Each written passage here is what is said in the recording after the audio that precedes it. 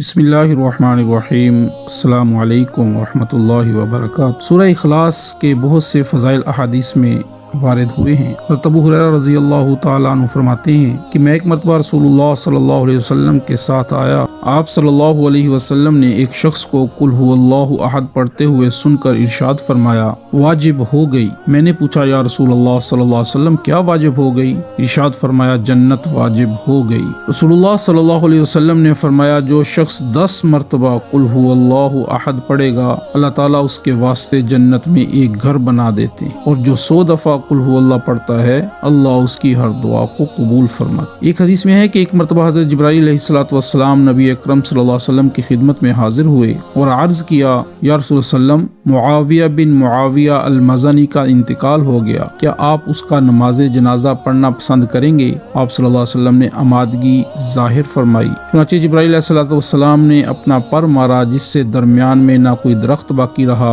اور نہ کوئی پردہ حائل رہا، درمیان کی ہر چیز پامال ہو کر رہ گئی، اور ان کا جنازہ آپ صلی اللہ علیہ وسلم کے سامنے آ گیا، یہاں تک کہ آپ صلی اللہ علیہ وسلم نے اس کو دیکھا اور اس پر نماز جنازہ پڑھی، اور فرشتوں کی 2 صفوں نے بھی ان پر نماز جنازہ ادا کی۔ ہر صف میں 70,000 فرشتے تھے۔ آپ صلی اللہ علیہ وسلم نے فرمایا کہ میں نے کہا، اے جبرائیل، کس عمل کی بدولت من جانب اللہ ان کو یہ مرتبہ ملا؟ جبرائیل علیہ الصلوۃ والسلام نے جواب دیا، قل هو اللہ احد سے محبت رکھنے اور اس سورت کو آتے جاتے کھڑے بیٹھے ہر حال میں پڑھنے کی وجہ سے ان کو یہ مرتبہ ملا ہے۔ تو اللہ رب العزت ہمیں بھی قل هو اللہ احد کو زیادہ سے زیادہ پڑھنے کی توفیق عطا فرمائے۔ سعد اسلامک ٹی وی کے معزز سامعین، اگر آپ نے ابھی تک ہمارا چینل سبسکرائب نہیں کیا تو پلیز سبسکرائب کے آئیکن پر کلک کر دیں اور بیل کے آئیکن کو دبا دیں، تاکہ ہماری تمام ویڈیوز آپ کو بر وقت ملتی رہیں۔